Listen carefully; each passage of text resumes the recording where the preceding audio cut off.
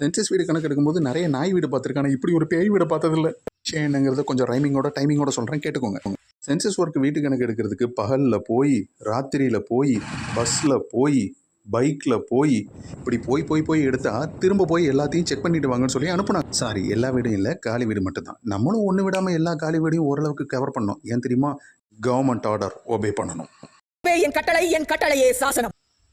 கூரை இருக்கிற எல்லா கட்டடத்தையுமே எடுக்கணும்னு சொல்லியிருக்கிறாங்க. அப்படி போகும்போது கூரையும் இருந்து அதுக்கு ஒரு நம்பர் இருந்து அந்த கட்டடம் எங்கே இருந்தாலும் எப்படி இருந்தாலும் விடக்கூடாதுங்கிற நேர்மையான உண்மையான அக்கறையோடு போய் இந்த சென்சஸ் வீடை நான் பார்க்க போகிறேன்.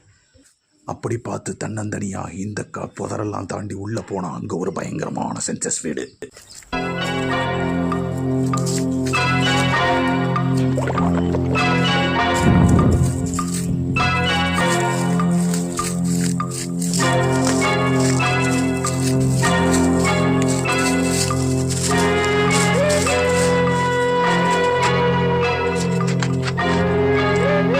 செய்கிற வேலையை பிடிச்சி செஞ்சால் எந்த வேலையும் கஷ்டம் தெரியாதுல்ல.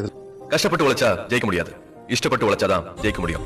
செய்யற வேலையை விரும்பி பண்ணுவோம். கண்ணை மூடுனா கனவுல நீதானே, வேற யாரோ வருவா. காலி.